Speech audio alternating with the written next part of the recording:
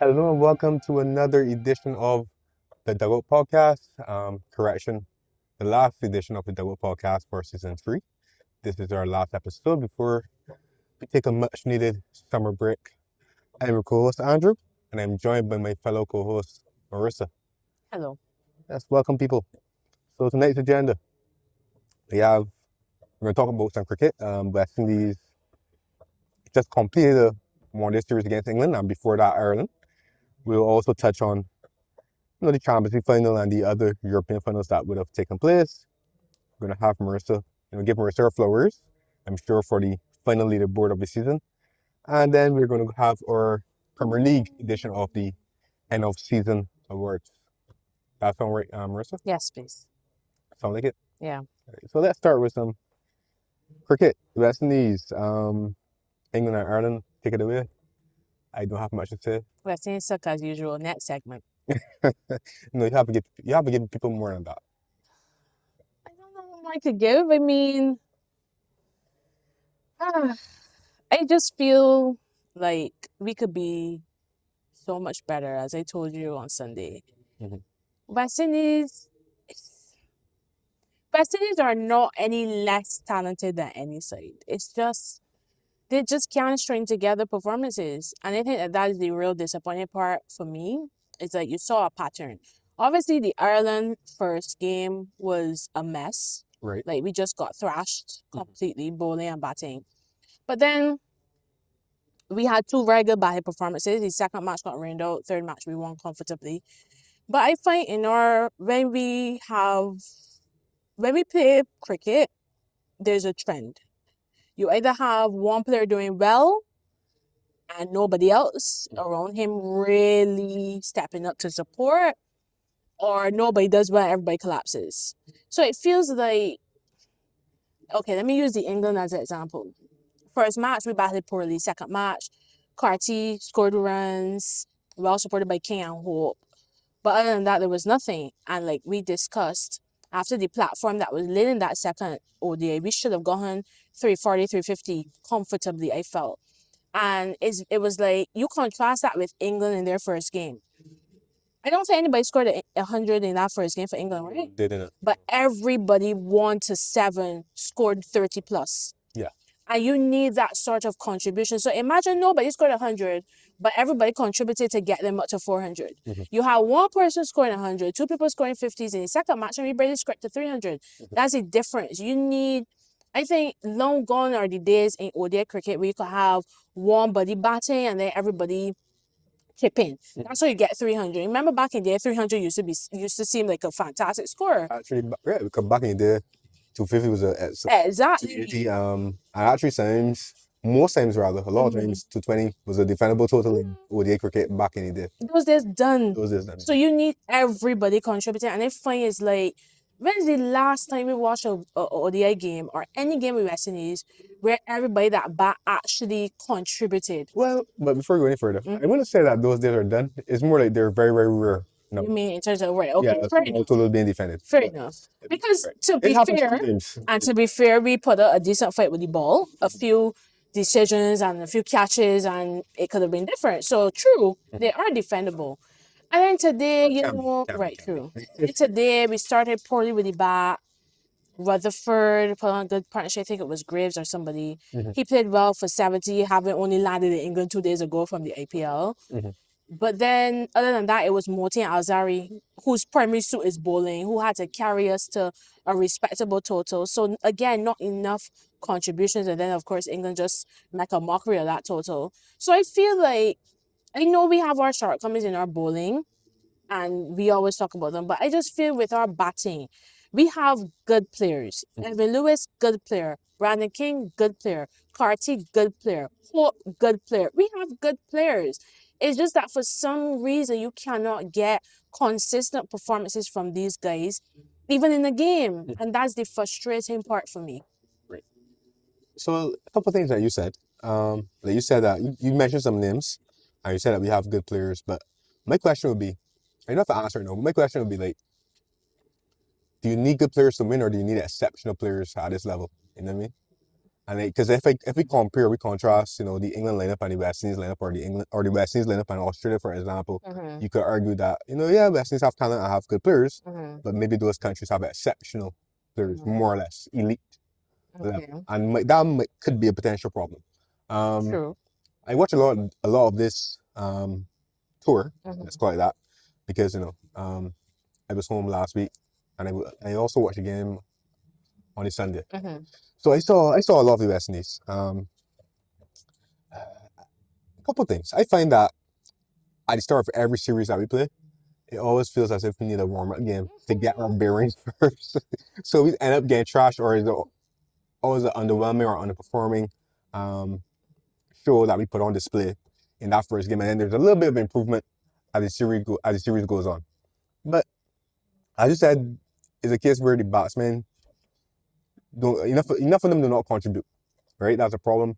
They're not consistent performances. You touched on it a bit. I actually think that a big issue for the West Indies is that a game is 50 overs, and for example, it's never a consistent high level of performance for 50 overs. It's always a shortcoming somewhere along those 50 overs, whether it be like the second ODI, for example, like you said, we started really well, had a really good platform. Carty took well supported by King, and then eventually Shea Hope took us a very, very good position. I was like, okay, whoa, with this start, I have my doubts, and I know I have my doubts, but with this start, we shouldn't amass a total of less than 350 a minimum. And I actually thought that we arguably should have gone like close to 400, maybe 390, 400, and really putting on a pressure.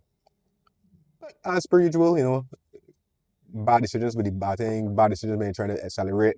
No, I don't want to put it all on the West Indies batsmen. I said bad decisions because I felt that I think it was Rashid who got a couple of those wickets. I felt it was good, clever bowling from him at stand-up times. But yeah, I find that there's always some shortcoming or some failing with the West Indies when it comes to some sort of phase in the game. Whether it be a power play, whether it be the last 10 overs, something.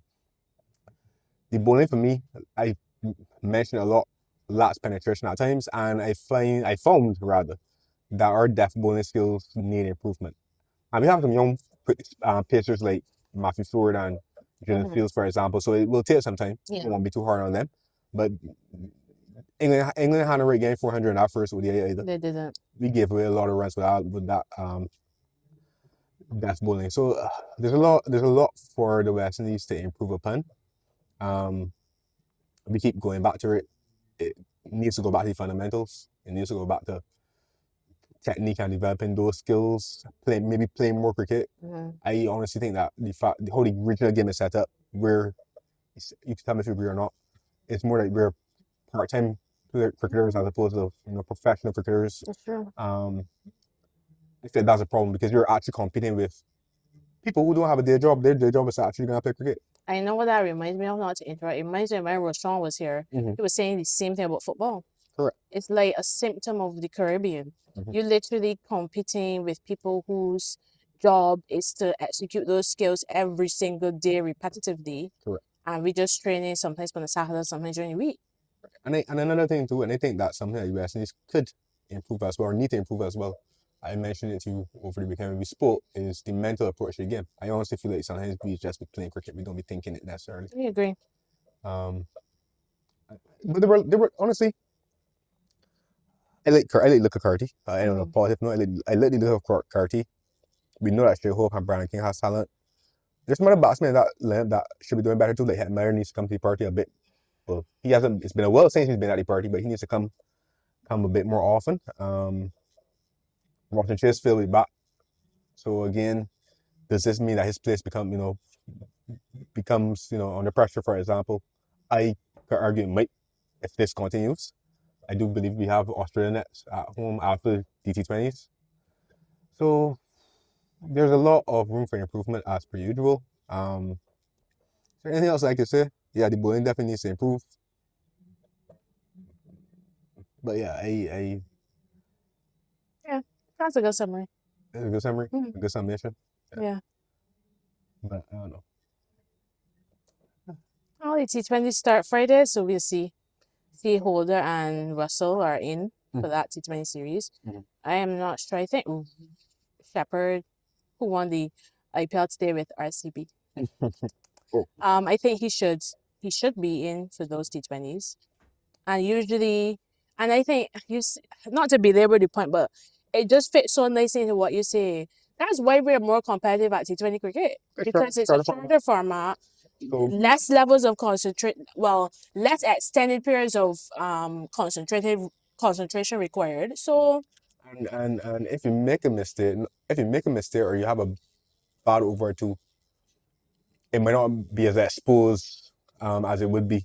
yeah, because you only got 4 overs to bowl. Correct. Whereas in ODI you got like 10, and then if you go for runs, you got to find another bowler. So yeah, it's true. Any mistakes or any weaknesses might not be as really exacerbated as it would be in the longer format of the game. True. Something else I will mention too. This is my observation. This is my personal observation, right? Don't get back to me. But actually, defend it. If you disagree, tell me you disagree. Real talk. I think that I know she has a daughter as captain, so we haven't seen him on display yet. But Shayhope's captaincy, I was disappointed with the second ODI, in terms of his captaincy in the field, because I felt that was a winnable game. It was. And I know you mentioned that some of the key decisions. I'm assuming that you mean Joe Root when he survived the LBW from before his bowling. But that meant for us too, because I think there was some boy that we got Jacks. Right, yeah, and it was still the same umpires call or whatnot. So it can work for you in a game, so I wouldn't really be more on that too much. But there was a point where Joe Root and Will Jackson was batting, for example, and we definitely needed to break the partnership a lot earlier than we did. And my thing was that, yes, I know that the bowling was a little bit short, but you had to bring back one straight bowlers a bit sooner. Or two overs sooner. Take the risk. Take the risk, exactly. Because my thing is that I will feel better if you brought him earlier. He didn't get a wicket. My thing is that you trade, but to wait that long, especially when many other bowlers rather were going for runs, because Shish was getting pan, Moti was getting pan, Ford was expensive, and the other boy Justin Grid started well, and then all of a sudden he went wayward, or the guy started getting off him a bit. So Shayhope kind of, I think he waited a bit to know him make a decision, because by the time Alzari got you 2 wickets or whatever, kind of put it back in the game. I think only about 30 runs, and Joe Root somebody got 90 wickets. I'm like, no, Andrew Root. Yeah, I agree. I think a lot of our captains are very risk averse. They focus on containing rather than attacking. Yeah, I find that. Yeah. But what else? Another series lost in bin. Yeah. So football time. Yes. Champions League, PSG. I mean, we sat here a couple of weeks ago kind of struggling to call who we think will win, and in the end, well, PSG just totally dominated that final. The thing is, right, I was asking myself, because you come, I remember you went first, your prediction, you said Inter. Hold on, you get blamed. And I said Inter too, right? But I said Inter because you put doubt in my mind, and also I think I remember that Inter game against Barca. And I was like, okay, well, if Inter could, because Inter defended well, they were deep, but they defended well for periods against Barca as well. Yeah, sometimes they rode a lot, but they also carried a goal track going forward. And I was really, really disappointed with Inter, because I felt that Inter did not adapt to what PSG was doing. No, PSG is going to press. From early on, you saw Inter were not comfortable playing through the press. But there wasn't enough of going long like they did again. Because when Barca pressed, they went long. They were going direct to Marcus Thuram, who's winning the second ball, the first ball, and bringing Barella and Dumfries into the game. Funny enough, like I tell myself, well, I guess I couldn't have been watching the game that closely, because I thought Mkhitaryan didn't play, and Christopher told me that he did. I was like, Mkhitaryan's on that pitch, So like, yeah, utter domination from PSG. 5-0. It could have been more. It really could have been more. The referee was like, you know what? Let me show mercy. Yeah. Man just blew the whistle. They didn't injury time. Exceptional performance, but I don't think Inter were able to do enough to even disrupt the flow a little bit. Yeah. I remember I said to you 2 weeks ago when we talked about it, I said that midfield battle would be important. And PSG completely dominated that midfield. There's something else I wanted to add to. But the thing is, what you think? I'm like, it was 2-0 at halftime, right? Yes. When the second half started, Inter had like a little rally. Like for like 5 minutes, they started well. But then after that, it was just like They had no down. they had a couple shots within the first 5 minutes in the second half. They did more in that 5 minutes than they did in the whole first half, in my opinion. So I was like, okay, they started positively. Maybe we could see where this goes, but gosh, man. Inter Milan's attacking threat or any glimpse of goal scoring opportunity that Inter had, from what I recall, from a set piece. I don't remember Donnarumma making a save. He didn't. It's like he didn't have a draw save. It was just set pieces. No, I mean, sometimes goals change. Well, not sometimes. Goals do change the momentum of games sometimes. Yeah. And Ram had a good chance where header at 2-0. So I mean, one of those headers from, I think it was a Serbian, same Marcus Thuram, falling back at the net. Never know. You never know. Maybe PSG might have gone a bit. Maybe the fans would have then become more buoyant and they would have given the team a lift. But they were really, really bad. Yeah. But take nothing away from PSG. Brilliant. Absolutely. They've been absolutely brilliant since the knockout started. Actually, towards the back end of the league phase. And remember, and I called it right. I said every time they put me out in the Goodie final. I didn't expect. I got the opponent wrong, but yeah, deserving winners. Yeah, definitely deserving winners. I enjoyed the game too. Yeah. At first, I started to feel a little bad for Inter though. It was like, stop, they're already dead. But it was a really good attacking performance. And when they think about the chances that it could have been 6-7, maybe 8. Could be about 6 or 7. Yeah, but I glad it wasn't 6 or 7 for Inter to say it though. But it's true. Aggie's gone now. He gone her Saudi. Yeah, he accepted the proposal. So that is interesting. Do you think he would have if Inter had? Because I remember seeing that they had the league title, but then they let it slip in the last couple of games. Right. They were on course for a treble. Now they end up with nothing. So you think that would have influenced his decision? I think that he would have probably moved on regardless. Because, and this is the reason why. Because I think. Actually, no, that's a good question. Okay, it's a possibility that he would have moved on regardless. And I think it was more. I think his decision to move on isn't really so much in the Champions League defeat. It's more of, can I go again with this squad? Because it is a kind of aging squad. Yeah, it's probably the end of the cycle. Exactly. Yeah. And science with a coach, science coaches find it difficult to, because there's so emotionally attached to players. The science find it difficult to break up the team. True. I know this wasn't on the agenda, but you saw the 2 leading candidates for the job? I did. That's Fabregas and who's the other one? Zerbi, right. Interesting. I haven't seen Como play, so I've heard good reports about Fabregas and the job that he's been doing. The compliments, for example. That would be a big job for him. I would be interested to see what he does. Yeah. The Serbi. You'll see. Yeah. You'll see. Want to watch, I suppose. Yeah. Spurs win Europa League. Yes, it is. Very poor final. But actually, before we move on to that, right? In fact, because I have a job that I want to take at Arsenal. I just want to say, right? Yes, I just want to. The floor is yours. I just want to say that I hope the performance from PSG completely put to bed Arteta's claim that Arsenal was the best team in the competition. No, they didn't. Because I see people on Twitter talking about, this Arsenal side beat PSG on XG. And I'm like, stop. Right. So I don't think anything's put to bed. All right, man. So yeah, you were telling me that Tottenham won the Europa League. Yes. Against, I knew, but yeah, Tottenham won the Europa League against Man United. Very poor final. Very poor quality. It was a lot of high quality football. It was competitive, but it was a lot of high quality football on the show. Yeah. That's what I have to say about that. Okay, so Chelsea win the Conference League. Before I get to Chelsea, I want to give you proper congratulations. Oh, okay.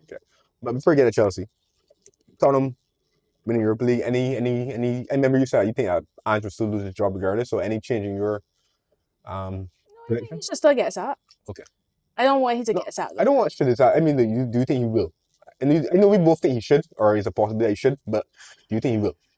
I think so. Okay. I think so because of Man United situation. I think Levy will honestly look at Man United and Ten Hag because you can't tell me that these clubs don't.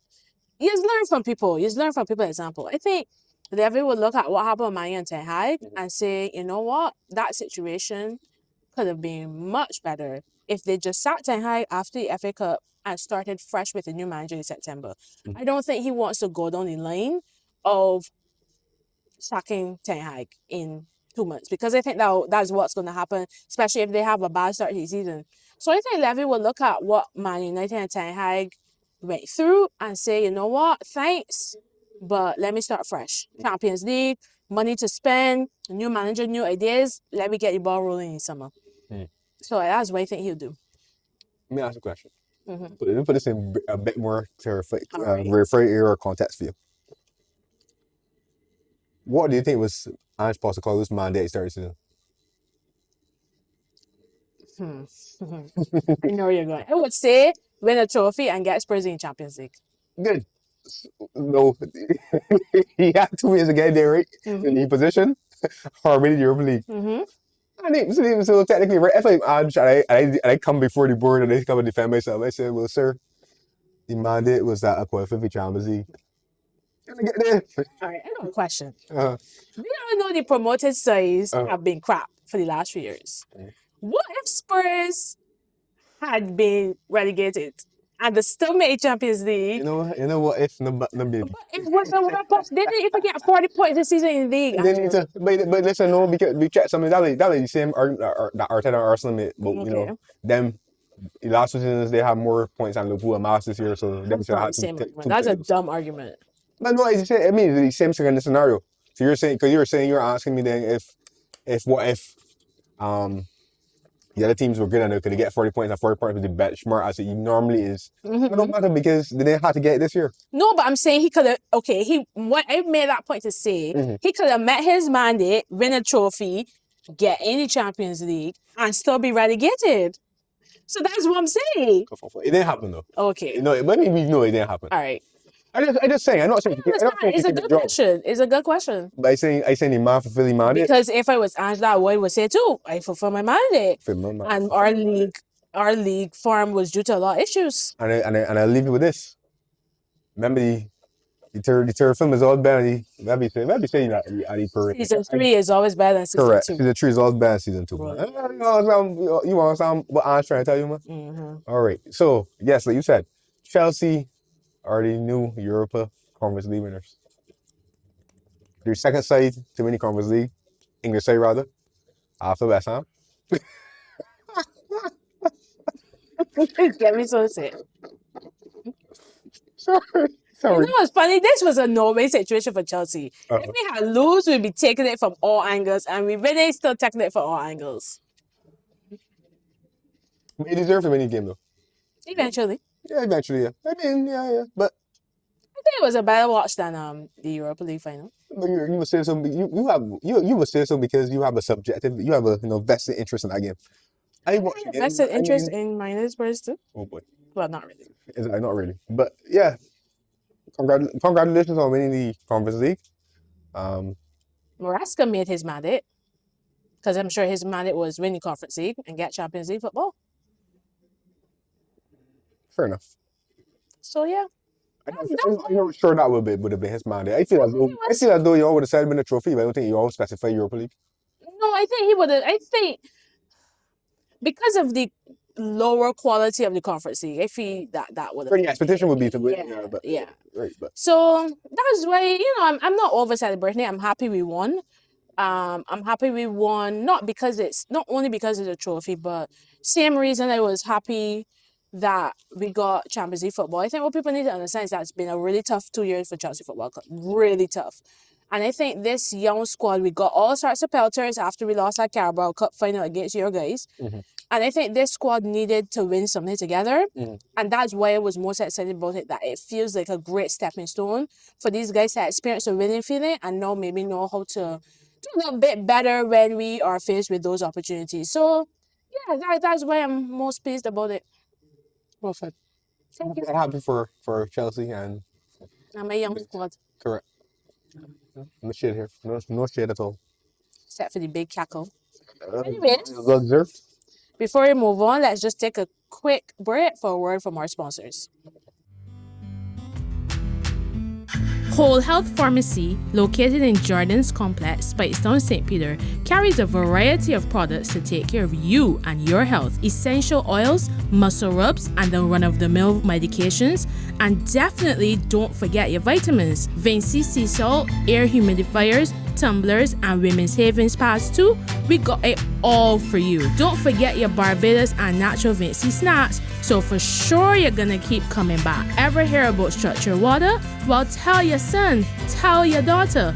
Whole Health Pharmacy. More than a pharmacy, we take care of you and your health.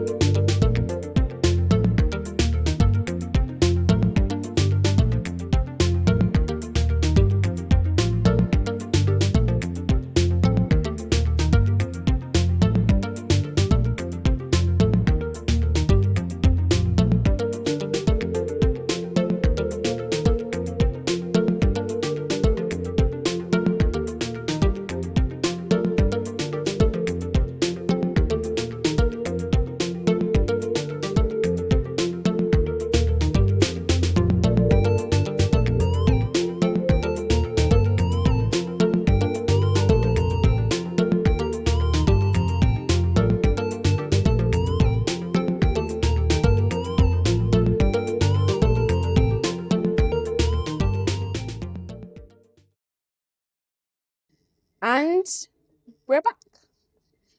So we took that quick break because we're now moving into a segment I've really been looking forward to, which is our end of season awards.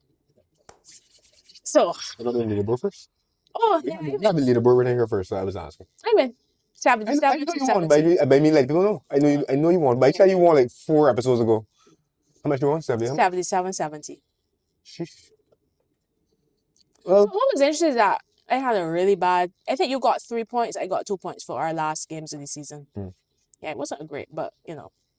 well, people can't win them all. I guess my monopoly on this Dugout leaderboard has come to an end. Didn't get in trouble, but in true friendship fashion, based on this friendship, I owe you a praise or thanks on over it. I think everybody would agree that I should met you with just like how you met me with for me. Yes, you didn't say so, right? Is it true? I didn't know who I named. Just wait on it. Yes, man. Remember the Bible said treat others as you want to treat you. I don't know. Now it said, well, you can know he's really all the time. All right, but congratulations on your leaderboard victory. What a fantastic concession speech. All the grace and class in the world. I believe I showed. I showed good grace and class. Anyways, I'm very happy. I know you're happy. Hope you're happy with your gift as well. I hope so too. I hope we get here for the next World Cup. All right, so as you were saying, end of season awards. So we're gonna start with our team of the season. Yes, please. So how are we doing this? You call your goalkeeper. You call your goalkeeper. I don't have subs here. I didn't do subs. I didn't do subs either. Okay, good. And basically call, like, if we disagree with justify. Yeah. Okay. Wait, it makes it more interesting too. For the ones that we do disagree, we'll have a little debate to see like who should really be in. Okay, fair enough. My goalkeeper is Raya. Wait. Tell me why. Not only because he won, not because he won the Golden Glove, but Arsenal conceded less goals in the league this season, and it wasn't really that close. And I think honestly, I was one of the critics of the Raya signing, but 2 consecutive Golden Gloves. Yes, he's made some errors, but I think he's largely been dependable for Arsenal. Granted, he has a very good defense in front of him, but yeah. That's me. I think that he has a very good defense in front of him. So I didn't go for Raya. I can't wait to see who you go with. Smith is my second choice. Who's the second choice? I'm not telling you. Gotta tell me what is your first choice. But I didn't go Raya because like you said, he has a very good defense in front of him. I don't recall much games where Arsenal would have been on the defensive. Newcastle. I think that Newcastle game was they had a tough first half and he kept them in it. Okay. But go ahead. That's just one game, but that I can remember. But I went for Sells from Okay, Forest. that's fair. I thought he was a good show. I was in between. I know that Forest ultimately didn't qualify for Champions League, but I felt as though the fact they were in conversation and were doing so well for most of the season was a lot to do with Sells and his performances throughout. Okay, so for me, I actually went with Sales first, but then I saw that Raya conceded less goals, so I went with the stop. But that's a fair show. I think that Sells had a better ceiling in terms of performance. Okay, no debate needed there. I'm fine with that. All right. Right back. You go first this time. Honestly, right? This was the last position I filled because it was a struggle. Okay. For me, but go ahead. I picked Jury and Timber. Really? Yeah. Because I think honestly, Trent was injured throughout a couple times during the season, so I didn't think he played enough games to warrant selection. Okay. So I didn't think I went with him. And then I struggle to think of any other outstanding right back. You know, when I think of Timber was injured too. Who? Timber was injured at points too. He was. Fair enough. I thought Timber had a good season. Yeah, I left this for last because I genuinely struggled. Like every other position was easy because I could immediately think of stand-up performance. But right back, I struggled with. I thought about the Crystal Palace guy, but I was like, I can't really do that because I didn't really watch a lot of Palace, so that would just be based on a couple games. I didn't even think about Timber, to be honest. He did not cause my. I actually went with Trent. Fair enough. I thought Trent was. Yeah, he was injured, but he wasn't injured for an extended period of time. And I thought that Trent was largely. The first injury was the first. Obviously, then he was injured. Coming home, Mark Trey missing the internationals run out time. Yeah, but that's just a few games. That was one of the few games. How much games Trent missed? The first time Trent might have missed. Trent missed about 5, 6, 7 games maybe, and then the second time he missed about 5, 6, 7 too. He was out for a few weeks. Okay. Both times. Well, Go ahead. Yeah, I went with Trent. I think when I've seen Liverpool play, Trent has largely, and I think I watched a few of your games. I think Trent has largely been decent. Yeah, he's had his usual defensive lapses, but Trent has been decent, and I think Trent has been a key part of why y'all have done well. Key goals, clutch assists. So yeah, that was my reasoning. Okay. Trent had a good season. Got that. I didn't want that away from me. I don't want that away from me either. He had a good season. He's still my boy. Trent had a good season. You said clutch goals. Yeah, much clutch goals you did Trent. Trent had one clutch goal against Leicester. But he had then he had the 2 assists against at least 1 assist. It's a coffee shirt. That was against Leicester. Oh. The other goal that Trent scored was the one I get Man U get this low for offside.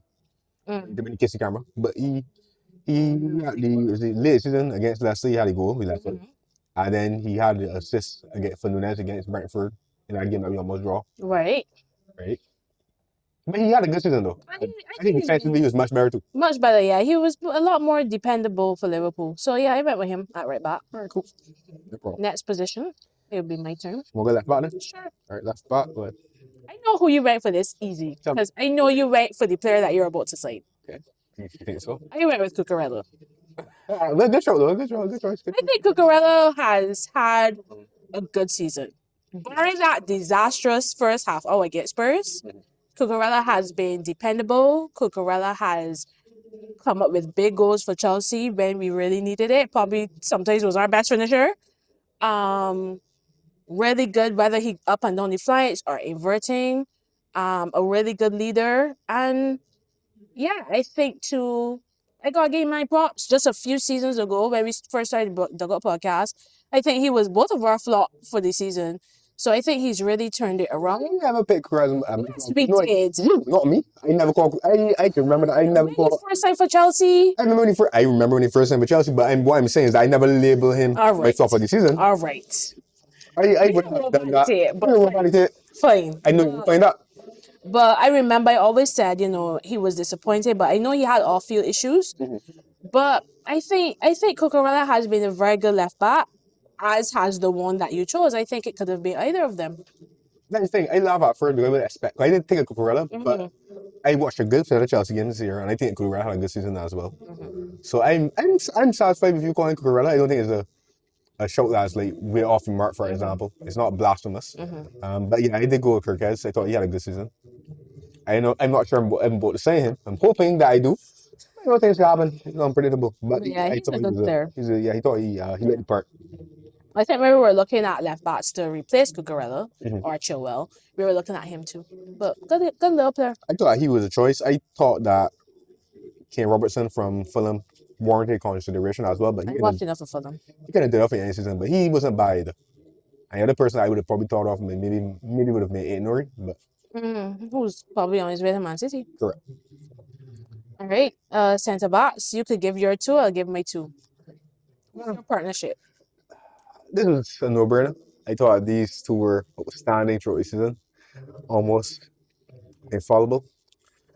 Ibrahima, Kanate, Did you and really Virgil. go with both centre backs? Yes, because they deserve it. Oh my god. Kanate has had an exceptional season. To not include Kanate would have been blasphemy for me. Well, I guess I committed blasphemy. Well, that's alright. Not the first time you commit blasphemy. You will probably use it by now.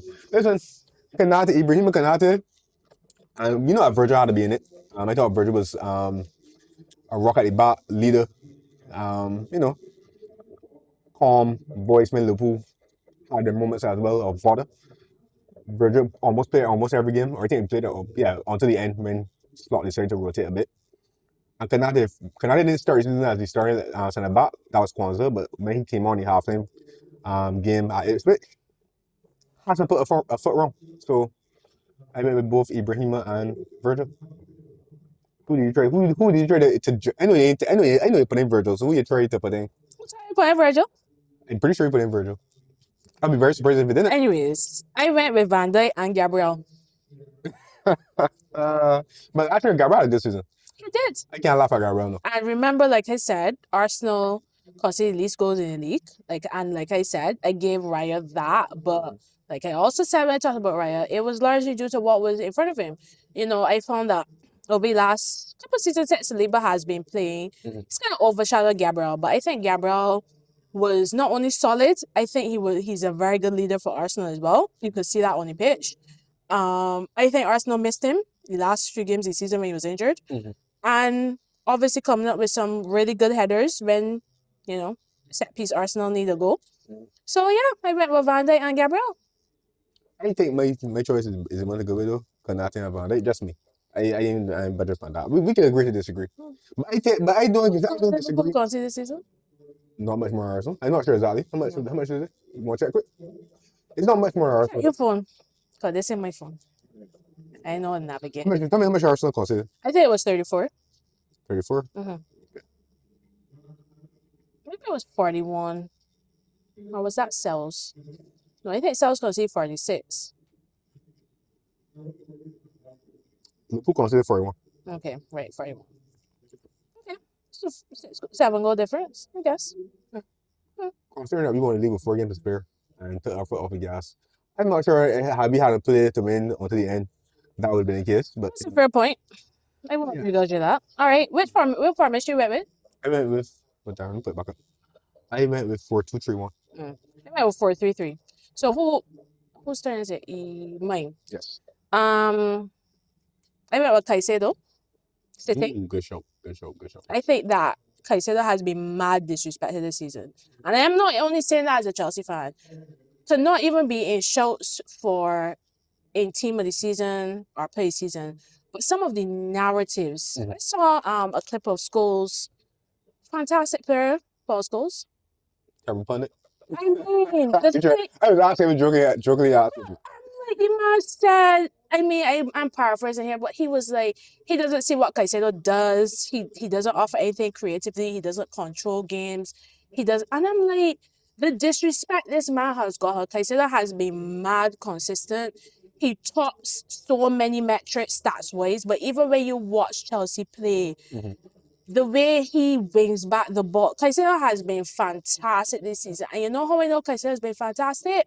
That first season, people could not wait to mention 115 million pounds. You didn't hear it once this season.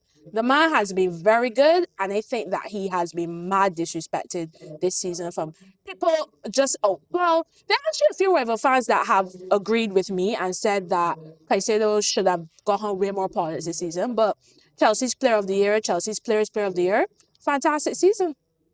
Okay. Yeah, I think I actually was impressed with Caicedo. I mean, I always knew Caicedo was a good player. I was impressed with him this season as well. I thought he had a good season. But yet he doesn't make your midfield. He doesn't remember midfield, no.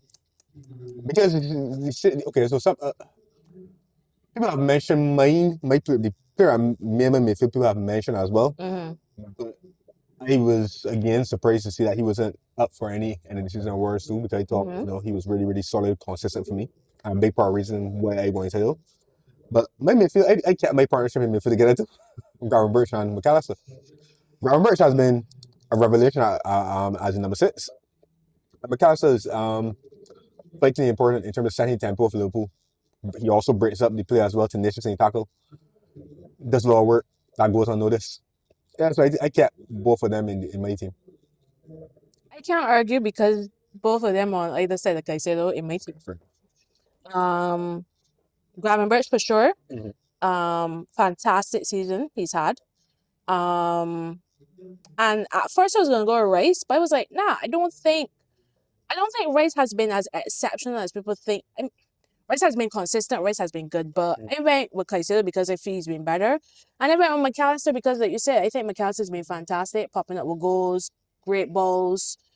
Like, honestly, How he retains possession with Zimbabwe. And he's very, very important to Liverpool's rhythm when they were really, really cooking. So that's my 3-man midfield: Caicedo, McAllister, and Garvin Birch. My other person in midfield, okay, had a attacking midfield in there as in number 10. I remember Morgan Gibbs-White. I thought he was very important for us as well. And apparently City looking to snap you up. Me too. Oh, you want? No, we're looking at Morgan Rogers. Okay. Yeah, but yeah, Morgan Gibbs-White is on City's radar, yeah. Yeah, a Forest player should have... I wanted to find a Forest player for my team this season because I think that they've had a lot of unsung heroes for real, but I just couldn't find a space for them. Left wing? Only one choice? Wait, no. It said left, not right. Right. Left. Right. So left, you just mentioned Morgan Rogers, they went with him on your left. Okay. I remember Embremo. Brentford. Soon to be Manchester United. When Bimbo, maybe name. The boy Batman. Sorry, I should have said that. Anyhow, my apologies. My bad. Right. Bimbo. Right. I remember Morgan Rogers because it was difficult for me to think about a left winger. I didn't want to put another Liverpool player in here because Gappo had a good season. But I don't think Gappo was exceptional either. But I think he had a good season though. Diaz played in multiple positions, so I didn't want to put him as a left winger or he couldn't play false nine too, especially in second half of the season. So when I thought about who could be on the left hand side, it was like okay. But I remember Morgan Rogers, he had a very decent season. He was very good for Villa. Yeah, so I put him on the left hand side. Yeah, I remember Embremo because he's had a fantastic season. I think it was 22 goals. Scored him and Marissa together. So good for Brentford. So good for why such big parts of why Brentford have been good this season. So yeah, I just went with him. And I must say, I was surprised about how well Brentford did this season because I thought he lost to Tony. That's why I don't want Spurs to start Ange because I think Frank will be good for Spurs. Yeah. I think he's a very good manager. Right hand side. There was really only one choice for right hand side. This was actually the first position I feel in. Yeah. I mean, Salah was fantastic this season. Salah. Fantastic this season. Running over. Honestly, if Liverpool had won the Champions League, I would have said he had Ballon d'Or a lot. Yeah, I think the fact that Liverpool didn't go further. Okay, Liverpool went to PSG, which was unfortunate. But if Liverpool had gone a bit further or actually won the Champions League, I think Ballon d'Or would be his. Yeah. Fantastic season, goals, assists, fantastic. Honestly, they didn't have much you could say. Honestly, fantastic season. Sure. And given the fact that there was so much uncertainty around his future to be performing like that, honestly, fantastic. I have to give him a solid jacket. I'm happy that he's getting plaudits that he richly deserves because he's another one that I think people have always recognized that he's a good player, but I think he's always sure looking world class and this and that. That's not true. He's been world class for a while. And I know that he's gotten older, his game has evolved. The goals are still there, but if you watch his overall gameplay, no, it's a more mature performance, it's evolved into provider as well. So it isn't just goals, he also provides some assists as well. He won the assist award too. Yeah, correct. So the Fantastic intelligence season. Yeah, of Mohamed Salah is yeah, exceptional. And he fantastic just season. great step. Hopefully, can go for another 2 years at the minimum. Yeah, and hopefully, I would. The extension is 2 years with the option of a third? No, Or just just two? just Okay. but for both of them, Virgil. But I am hoping. I'm hoping. I know it's gonna be tough. I expect it to be tough. And then they're gonna need a lot that they didn't get this year by playing PSG so down early. But I'm hoping that him and Virgil, that duo, along with the other Liverpool players, can at least reach one more CL final and hopefully win it. Yeah, I think that will really put a nice first stamp on his legacy in the Premier League it would. and at Liverpool. Not that I want it, but it would. Yeah. All right. So striker was an interesting choice for me. Tell me. Is it my turn? Do I want to go first? I remember Isak. Me too. Okay. An argument. Way was an interesting choice, but he was the only obvious option. I mean, He was the obvious option. Haaland had a underwhelming season. he did. But I mean, I still feel that how much goals Haaland scored this season? What, 20 or something? That's still a good season. Yeah, It's just injury. right. But Isak has been so fantastic for Newcastle. Like, Mhm. honestly, like whenever I think about playing Newcastle, he's the first name that I think, oh my gosh. Like, I'm glad Newcastle get Champions League football because he would have been on the way to y'all, in my opinion. You think so? Y'all are Arsenal. And to me, Isak was Salah. Mhm. But anyways, Isak is a very good player. I remember I first saw him because he moved to Newcastle. Sevilla. Right, but he moved to Newcastle after a major tournament, right? Did he? Because I think I remember seeing him at a major tournament and I was like, whoa, he can play. And then he moved to Newcastle. I can't remember that if I that's can't what remember. I happened, can't but remember the major tournament, but I remember I saw him playing for Sevilla Mhm, in some game. I think Liverpool might have played Sevilla and he was playing. mhm, And I saw, and my reaction was like, yeah, he could play. And he's gotten better since he first arrived in the Premier League for sure. mhm, for sure, But I was like, okay, yeah, this man talented. And they Yeah. actually, for Will, I actually have been saying to myself, wait, look, man, but he don't. Yeah. Fantastic player. Fantastic. So how much similar players do we have? 1, 2, 3, 4, 5. 5. Yeah. Okay. Not bad. Well, right. So Some other words. yes, my favorite parts. I can't wait to see. I think we'll have a lot of Debate. yeah. So take note, you have your choices written down. I don't have my choice right now. Okay, so write them down and send them to me so I could include them in the graphic that I can send shot. So I'll put him on our chat. Yeah, do that. All right, cool. All right. First award, manager of the season. You go first. Sure. This is an obvious one. Arne Slot. La la la la la la. Has a catchy tune, doesn't it? Arne Slot is the manager of the season. Winning Premier League in his first season at Liverpool. And don't get me wrong, there were some strong competitors too. I think Nuno did a good job. Anybody else besides Nuno did a good job that I was impressed with. The guy at Palace recovered and winning the FA Cup. I think that was commendable. So I think those two. Yeah. Okay. Yes. Eddie Howe, actually, Eddie Howe bringing the Newcastle every year who do for a trophy. That was exceptional as well. True. But I think Arne Slot overall Yeah. deserves to be manager here because his team played the best football, were the most consistent. I like how he approached things in terms of his sporting media. Even after defeats or even after big wins, he didn't get too high or too low. Kept a level keel. How he handled back the way at times the questions about the contract situation and stuff like that. Praising Chelsea. That was my favorite moment of this.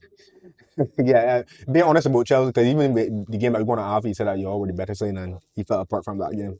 Yeah, so I thought that he was my manager of the season. Same for me. I'm sure our next is the same. Our next thing is the same too. Let me just record these things. No here. problem. So my player of the year was Salah. I don't think we need to add anything. We said it all in the thing. Golden Boot winner, assist playmaker award thingy. Won the title with Liverpool.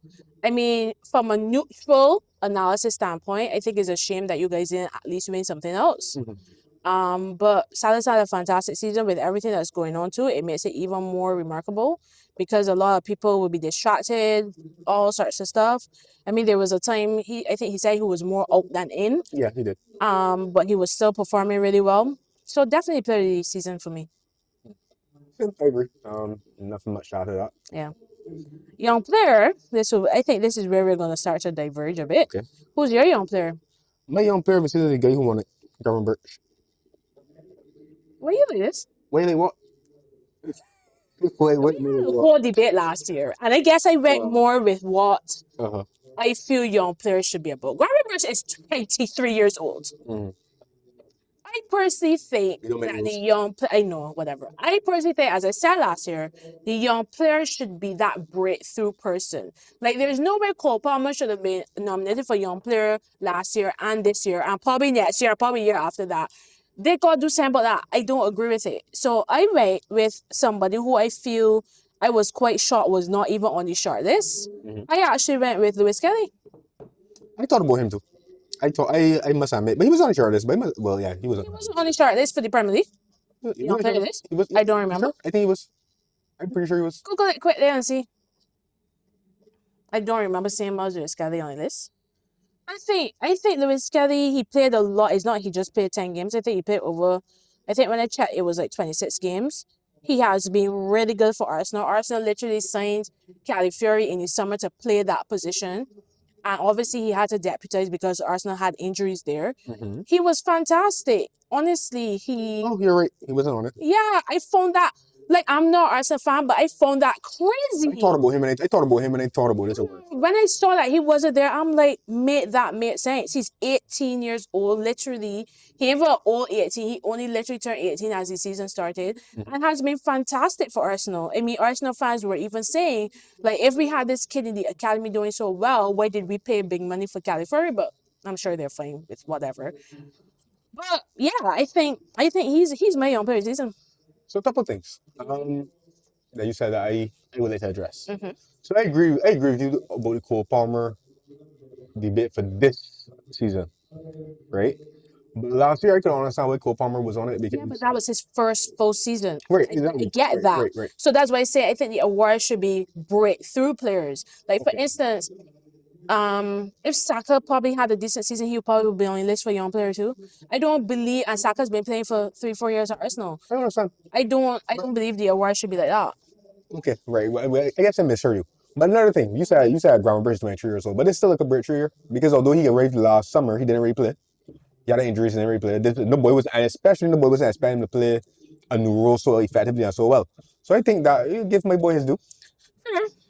When I really sweep the awards though, young player, manager, and player of the year.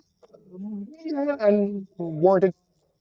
I don't think there's any bias there. I guess Liverpool were the stout team in the league domestically, so Fair. to not give Liverpool most of the awards, if not all, would be a bit of a farce. All right. Overachiever of the season, I went with Forest. I think that, I mean, it's unfortunate for them, fortunate for me. It was unfortunate for them that they tailed off, but I remember coming here so many weeks and like, I want Forest to drop points, and Forest doesn't drop any points. I mean, for so long, they were in second place. They were doing so well. And I think for a team that was battling relegation a few seasons ago to be contending for European spots was fantastic. So I think that they're my overachiever for the season. Hmm. Who you with? Any boy for this? I can't remember. I know I had somebody in mind. I think I might have said Forest too. You think you might have? Yeah. I didn't write on my Okay. part, but for myself. But I think I went with Forest. So I'll agree with you. I think Forest and deservedly so. I think Forest would have to be. Oh, I remember what it was. So you said Forest, and for me it's Forest too. But it was kind of like two four. I was saying, should I say Forest or should I say Nuno, which is the manager? Okay, his the performances that he got from this team really surprised me because I actually, if you check my video on TikTok where I did the PR predictions, I actually remember I predicted Liverpool win. Not because I talked to him, but he obviously was like, I'm not going against my team.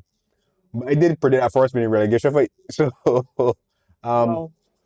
yeah. So you want, yeah, I'm between Forest and them. It's the Either same or. thing. Yeah, Yeah, either it's or, basically the yeah. same thing. Yeah, yeah. Because there was a time we were supposed to pick a person or a team. So yeah. Underachiever of the season. Ah, boy, that could be a tie. Well, it was a tie for me. Yeah, was it a tie for you or was it? It was. Because I had Man U and Spurs. Me too. So, I mean, Absolutely garbage seasons. garbage seasons. Actually, though, I think really truly, I will go Man U. If you push me for one, I will go Man U because no, I think Tottenham finishing where they finish would have been is definitely an achievement, a big surprise. But I think like I started season, you would say that Man U had greater aspirations to be in the Champions League fight, for example, and be up there challenging rather than Tottenham. So I think That's fair. I think United. And then when you look at the windows they had, Spurs bought a lot of youth. Correct. People that you weren't really expecting to come in and hit the ground running and propel them to top four, whatever. But man, you spent enough money and you were expecting them to at least challenge for the top four. So yeah, I still put it as a title. You can't finish 17th and not be an underachiever. So Fair enough. favorite game. You can go first because I am between two games of mine. All right, give me one second. Let me record this here. No problem. So you said tie between Man, you and Spurs. You don't put on mine. I got mine already. Just put on yours. Okay. They play on both. Here start. So That's all right. all right. So favorite game of this season for me. Mm-hmm. Let me see if I can predict what yours will be. Yeah, see if we can predict. Okay, I got it in my head. Go ahead. Okay. My favorite game of the season is Chernobyl at Old Trafford. Really? Yeah. I Honestly, think I stand you rivals. that was just a fair. It was like it was a surprising result Mm-hmm. in terms Was of in terms of golf for teams like time. Okay. Third game of the season. Let me play them. Okay, true. So even though it was a bad result for Mayu, they didn't think that Mayu would have gone from that bad It's to true. so much worse. Mm-hmm. But that's real. But it was a game of the season where I think the first time Liverpool fans, myself included, were more of like, all right, I think this guy Arne Slot will be okay. Okay, fair enough. So yeah. All right, see if you could guess. And then remembering Trent kissing the tree. My fans at any game, that was memorable. I must say. Remember that? They're heckling him. He said, "No, as he walked the bus." That was a good touch. I sent you. It's okay, I'm good. I still sent you. Anyways, can you guess mine? I wrote down one, but I've changed my mind since we started recording. So you have this game involves Chelsea? Yeah. Favorite game of the season? Oh gosh.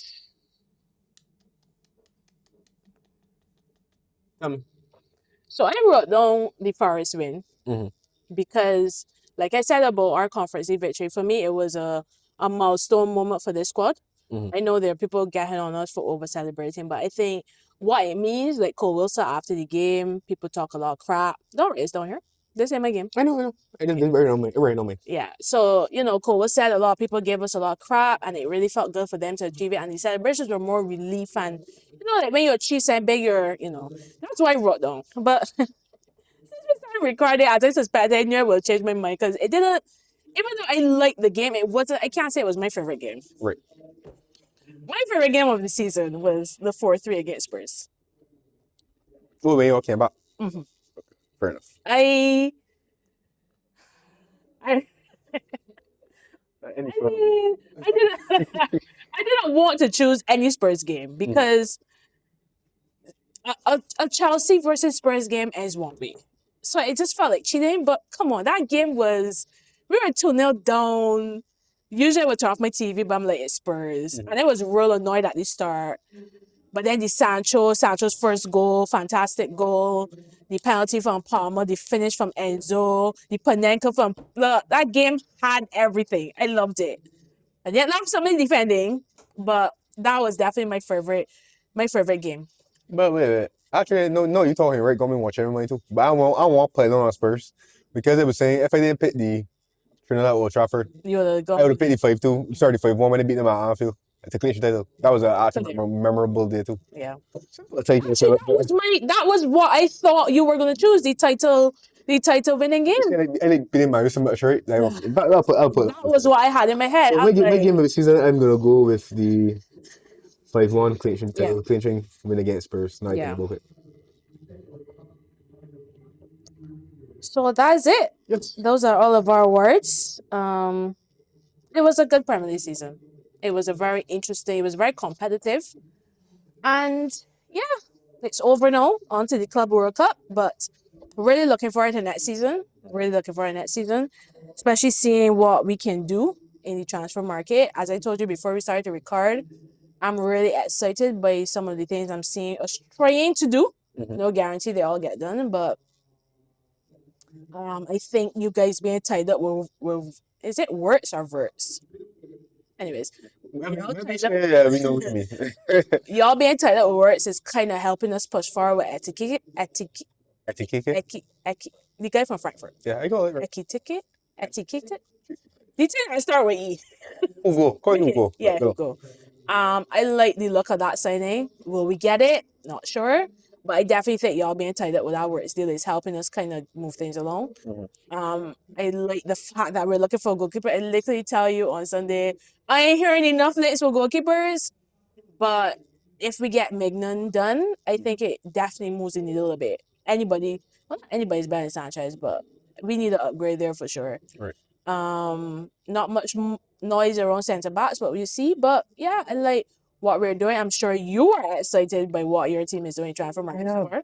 Frimpong has arrived. I'm sad. I must say, thank you to Steven Kelleher for great years of service. So sad to see him go, but we understand why he left because obviously he needs to be playing at 26 years old. He can't continue to be on the bench. Especially considering that Liverpool also will be expecting Marc Vidal to arrive this summer as well. So Marc Vidal. Who's that? The guy that we signed last year from Valencia, but we know him back. He's looking for. Oh yes. Okay. Yeah, he's coming to compete with Alisson in the morning, I believe. So yeah, Frimpong has arrived. We know that Kirkett has already given green light to coming, and reporting works as well. So I hope that one gets done this week. Hopefully, that'll be good. We still need some. Like I said, I think that Liverpool will need a centre back as well, and I do believe that they need potential another midfielder and a striker. Forward, yeah. But I believe that I honestly think that Liverpool also have about 3 or 4 outgoings as well. I expect movement from Endo. Elliot is one that can move on as well. Definitely. And there are question marks. I think Darwin Núñez will move, and I think that there are also question marks over Diaz and Jota. Yeah. To a certain degree. So I expect Liverpool to have a busy summer overall. I like that. Well, not I like it for you, but it's actually interesting that both of our clubs seem to be the ones most active for early deals. And I love early deals. It gives the players time to bedding. Well, when preseason starts, they're there. So it's really interesting that both of our clubs are getting early deals done. Arsenal kind of lagging a bit on their striker search. We'll see how that goes, but I heard the started talks with Sesko, like last I heard, and I do believe that Zubomeni was supposed to have a medical. Yeah, I think that's a done deal. No. Yeah. So Man United signed Cunha. Yes, and Mbembo. Yeah, Brightford dude. Brian. He is rumored to be interested in a move. Apparently he has given priority to Man United. Interesting. Must he like the money? No comment. Anyway, so yeah, City looking at Shirky, looking at Nuri. They're also looking at Rangers as well. And Marion Gibbs, right, as you said. Interesting though. I thought Pep said that he wouldn't play under he wouldn't coach under anybody but Klopp. He did. Yeah, I saw Klopp. Rangers said that. Yeah, you former assistant. I know he's been going. I know he's linked with going to City, or it looks like he's going to City. I'm aware, but I'm not aware that he did say that he will not coach on anybody instead Scott. I can't remember. Or he can't imagine it or whatever. He can't imagine it. But I mean, yeah, exactly. But I mean, it'd be weird to see him in being by Klopp, and he was also before Klopp, right? He was at Liverpool working at the academy. Yeah. So it'd be very weird to see him working as a Pep or beside Pep in a dugout. But at the same time, football's a job. It's a good job. It's a good opportunity. Maybe he develops and learns a bit more working with a new manager, a different style. Yeah. It'd be interesting to see how his ideas intermingle or intertwine with Pep's to see what they can create or orchestrate. So yeah. So that's a bit of a transfer round that we didn't really plan, but yeah. So this has been another great episode, but also another great season. We thank you guys for your support. Continue to like, share, comment, subscribe. I'm sure you never know, it may pop up with a video or two or none. Who knows? Wherever the wind blows. Andrew has a busy summer, so I won't expect much from him to, Anyways, So yes, this has been another great season. Continue to follow us, the Dugout_podcast, Marissa Simone 91, 9106. Spirit Life Studios, and Whole Health Pharmacy are sponsors. Make sure you check those out. And yeah, Like, share, comment, and subscribe. Did you mention that? I did at the beginning. Oh, sorry. I guess it's going out a little bit. Chaos as usual here. Yes. Yes. So thank you, and see you next time.